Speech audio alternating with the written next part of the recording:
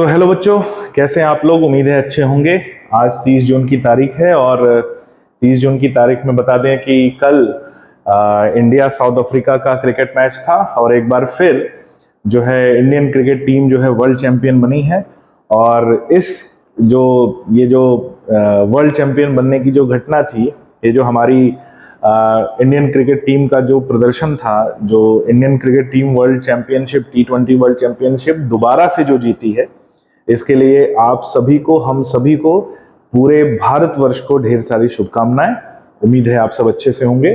तो ये तो हो गई बच्चों एक बात। दूसरी बात ये कि नीट 2024 का जो वर्डिक्ट है वो 8 जुलाई को सुप्रीम कोर्ट में आएगा। जो भी उसकी कंडीशन होगी, तब तक की जो भी प्रोग्रेस रहेगी, उस प्रोग्रेस के अकॉर्डिंग जो है सुप्रीम कोर्ट अपना वर्डिक्ट देगा 8 जुलाई को। ठीक है।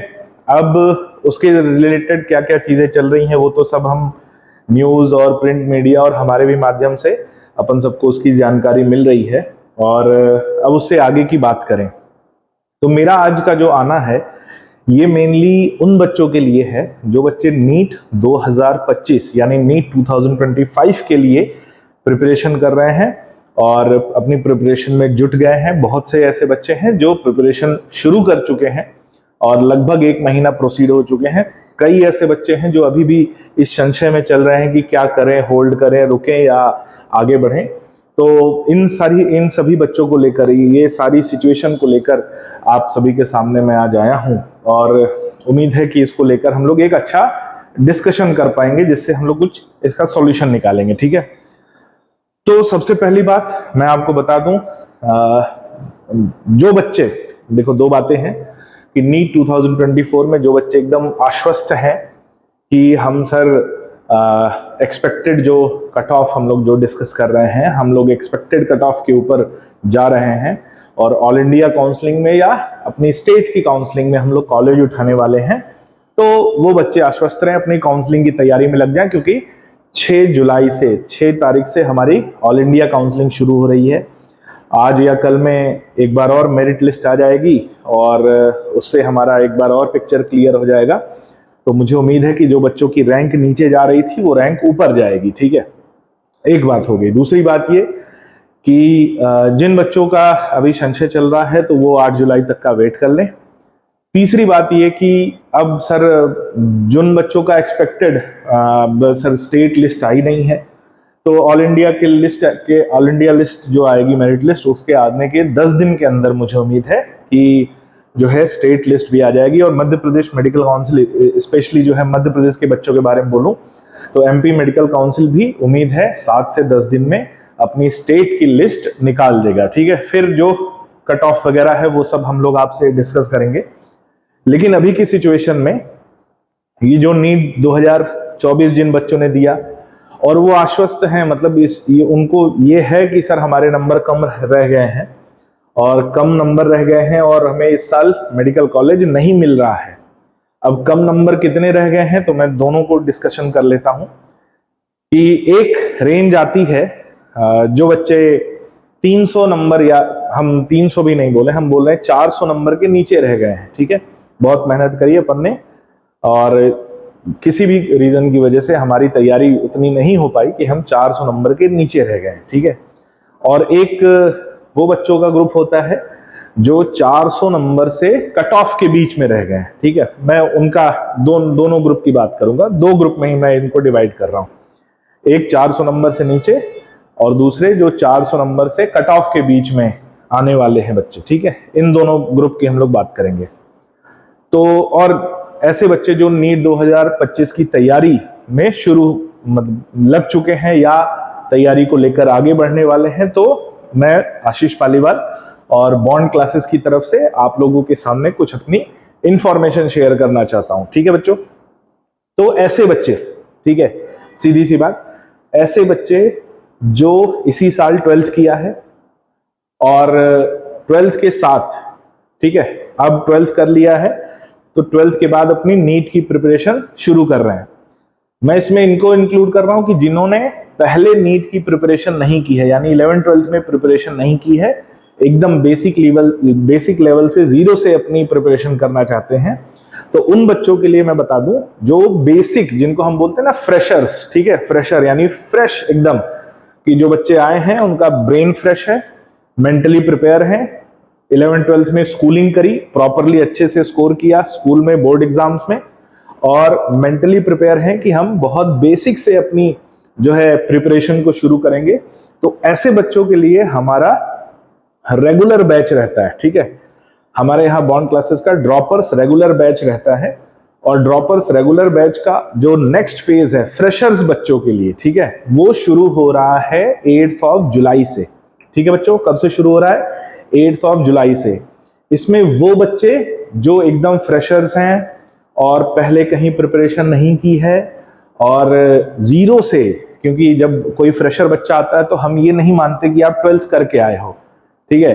तो जब फ्रेशर बच्चा आता है 12th करके आता है, हम ये मानते हैं कि आप 10th के लेवल से आए हो, 10th करके आए हो, क्योंकि हम आपकी जो प्रिपरेशन है वो जीरो से शुरू करते हैं, ठीक है, एकदम जीरो से, बेसिक लेवल से शुरू करते हैं, ताकि डे बाय डे आपका लेवल इंप्रूव होता रहे। एक बात। दूसरी बात ये कि सर हमने प्रिपरेशन करी, 11th-12th में प्रिपरेशन करी है और हमारे नंबर 400 नंबर से कम है, ठीक है, 400 नंबर से कम है, तो आपके लिए भी बच्चों मैं साफ बता दूं, आपके लिए भी फास्ट ट्रैक बैच नहीं होता है, आपके लिए भी रेगुलर बैच है। और रेगुलर बैच में आप अपनी मेहनत करिए। जब आप रेगुलर बैच में अपनी मेहनत को सिद्ध करेंगे, कैसे सिद्ध करेंगे? कंटिन्यूअस जो 3 से 4 टेस्ट होंगे, जब आप इन टेस्ट में अपनी मेहनत को प्रूफ करेंगे कि सर हम रेगुलर से हम ज्यादा अपने आप को समझते हैं, हमारे नंबर उनसे अच्छे आ रहे हैं, और हम आगे और हमें जो मिलना चाहिए फास्ट ट्रैक जिसको हम बोलते हैं, फास्ट ट्रैक में जाने के योग्य हैं, तो एकदम आपके जो परफॉर्मेंस रहेगी उस परफॉर्मेंस के बेस पर आपको फास्ट ट्रैक बैच में शिफ्ट किया जाएगा। तो फास्ट ट्रैक बैच क्या होता है बच्चों? दूसरा जो पॉइंट मैं बोलने जा रहा हूं, जिन बच्चों के 400 या उससे ऊपर नंबर आए हैं नीट 2024 में, ठीक है, कितने आए हैं? 400 या उससे ऊपर नंबर आए हैं।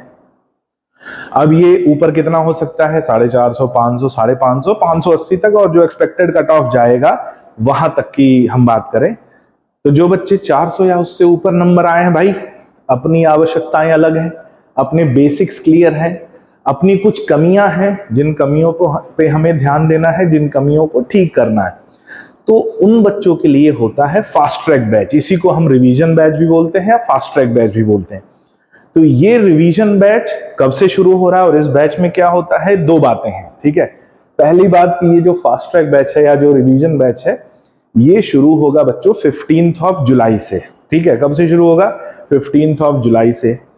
अब इस बैच में होता क्या है कि सर हमने 1 साल या 2 साल प्रिपरेशन करी है, हमारे नंबर थोड़े कम रह गए हैं, नंबर कम रह गए हैं, कोई बात नहीं, ठीक है, क्योंकि नंबर बढ़ाना एक जो है एक ग्रेजुअल प्रोसेस है, प्रोग्रेसिव प्रोसेस है, ठीक है। नंबर कम रह गए हैं, अब हमें अपनी कमियों पे ध्यान देना है, ठीक है। हमें पूरा सिलेबस नहीं पढ़ना है कि हम जो चीज बहुत अच्छे से पढ़े हैं और हमारा जो कॉन्सेप्ट क्लियर है हम फिर वही दोबारा पढ़ें, तो वो उनके लिए नहीं। आपको वही पढ़ना है जिसकी आपको जरूरत है, ठीक है। तो इसमें फ्रीडम रहेगी, इस बात की फ्रीडम रहेगी कि आप उसी टॉपिक को या जो कमजोर सब्जेक्ट है, ठीक है, जैसे जनरली होता है बायो अपनी स्ट्रांग होती है, या बायो में हमें कुछ ऐसे टॉपिक्स हैं जिन पे रिवाइज करना है, ज्यादा ध्यान देना है या पढ़ना है, तो हम उन पे ज्यादा स्ट्रेस लगाएं बजाय उसके कि हम पूरा सिलेबस एक बार लेकर चलें, ठीक है। ये एक बात हो गई। अगला पॉइंट ये कि सर हमें मालूम है कि हमारी कमियां क्या है या हमें नहीं मालूम है कि हमारी कमियां क्या है। तो पहली बात, अगर कमियां नहीं मालूम तो हम कमियों को पता करेंगे, और अगर हमें ये बात है कि हमें मालूम है हमारी कमियां क्या है, तो हम उन वीकनेसेस पर ध्यान देंगे और उन वीकनेसेस को दूर करेंगे और अपने सब्जेक्ट को, अपने कॉन्सेप्ट को स्ट्रांग बनाएंगे, ठीक है। तो ये दूसरा जो है पॉइंट है, ये है किसके लिए? फास्ट ट्रैक बैच के लिए। तो इसमें वही बच्चे आए, साफ बात है, उन्हीं बच्चों को एडमिशन मिलेगा, उन्हीं बच्चों के लिए वो बैच है जिनके नीट का स्कोर 400 या उससे प्लस है। कि भाई सीधी सी बात है, आप हॉस्पिटल में जाइए तो हॉस्पिटल में सारे पेशेंट एक ही वार्ड में तो रहते नहीं है, जनरल वार्ड अलग रहता है, प्राइवेट वार्ड अलग रहता है, आईसीयू वार्ड अलग रहता है, आईसीसीयू वार्ड अलग रहता है, जिसकी जैसी जरूरत उसको वैसा ट्रीटमेंट, ठीक है। तो वही यहां भी है, जिसकी जो कमियां हैं उन कमियों पे ध्यान दिया जाएगा चाहे वो छोटी से छोटी कमी हो या बड़ी से बड़ी कमी हो, ठीक है। उन कमियों पे ध्यान दिया जाएगा, आपके इंप्रूवमेंट के लिए काम किया जाएगा। और मैं ये बात मुझे बोलने में बड़ा जो है प्राउड फील हो रहा है कि 2024 से हमारे जो फास्ट ट्रैक बैच का एक्स्ट्राऑर्डिनरी रिजल्ट आया है, ठीक है, एक्स्ट्राऑर्डिनरी। और जो हम बोलते हैं कि जो वन ऑन वन जो मेहनत होती है, ठीक है, बच्चे के साथ लगकर, आपके साथ लगकर, वो मेहनत करने का हमको भी जो है मौका मिलता है। एक हम बोलते हैं हम एक हेल्दी कॉम्पिटिटिव एनवायरनमेंट क्रिएट करते हैं, और वो हेल्दी कॉम्पिटिटिव एनवायरनमेंट सभी के इंप्रूवमेंट के लिए काम करता है, ठीक है। तो जो फास्ट ट्रैक बैच है ये शुरू हो रहा है 15 जुलाई से, 15 जुलाई से शुरू हो रहा है। अब एक बड़ी महत्वपूर्ण बात, तो ये दो बातें हो गई, एक रेगुलर बैच के लिए, एक फास्ट ट्रैक बैच के लिए, ठीक है।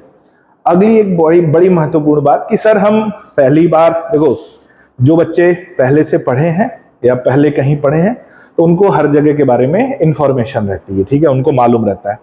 लेकिन अगर हम कि कहाँ से रिजल्ट आ रहा है, क्या रिजल्ट है क्या नहीं है, वो सब बच्चों को मालूम रहता है। अब कोई फ्रेशर बच्चा है, पहली बार पढ़ रहा है, ठीक है, उसको नहीं मालूम है कि सर क्या है कोचिंग, क्या है, कैसे होती, क्या प्रिपेयर, तो उनके लिए मैं बताऊं कि भाई कोई भी कोचिंग ज्वाइन करने से पहले, सबसे पहले एक बात मैं बता दूं, कोचिंग से या कोचिंग ज्वाइन करने से सिलेक्शन नहीं होता है। साफ बात है, ये बात आप ध्यान रखिएगा, मैं पहले भी बोलता हूं, क्लास में बोलता हूं, यहां भी बोल रहा हूं कि कोचिंग ज्वाइन करने से नीट में सिलेक्शन नहीं होता है कि हमने कोचिंग ज्वाइन कर ली, फीस जमा कर दी, क्लासेस जा रहे हैं, स्टडी मटेरियल मिल गया है, मॉड्यूल मिल गया है, अब हमारा सिलेक्शन पक्का हो जाएगा। कोचिंग ज्वाइन करने से सिलेक्शन नहीं होता है।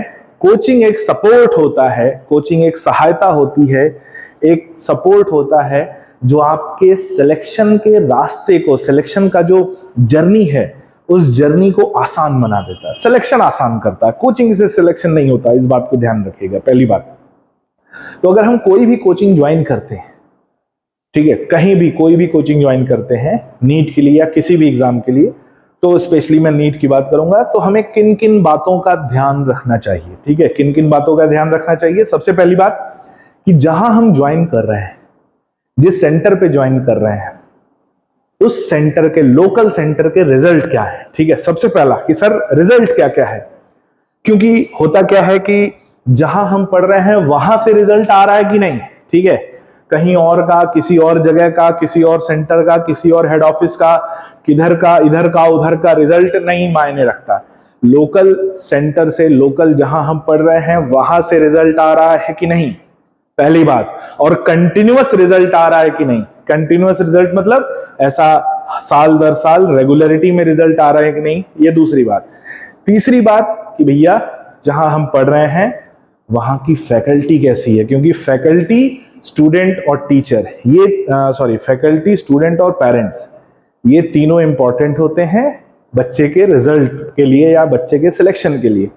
तो दूसरी, अगला जो पॉइंट हमें देखना है कि भाई फैकल्टी जो पढ़ा रही है, कहीं वो बीच रास्ते में तो जो है चेंज तो नहीं हो जाएगी कि हमने अपना रास्ता जो है शुरू किया, और बीच रास्ते में जो है एक महीना आया, एक फैकल्टी आई वो गई, अगला महीना आया दूसरी फैकल्टी आई वो गई, कि हमारी जो है, मैं इसमें ये बोलना चाहूंगा कि हमारा जो पिलर है, जो फैकल्टीज का पिलर रहता है, वो पिलर स्टेबल है कि नहीं, ठीक है, क्योंकि ऐसी कोई बिल्डिंग खड़ी नहीं हो सकती जिसका पिलर स्टेबल ना हो, ठीक है। ऐसा कोई बिल्डिंग का मतलब है कि ऐसा कोई सिलेक्शन की बिल्डिंग खड़ी नहीं रह सकती जिसका पिलर स्टेबल ना हो, ठीक है। तो हमें देखना कि भैया फैकल्टी टीम स्टेबल है कि नहीं।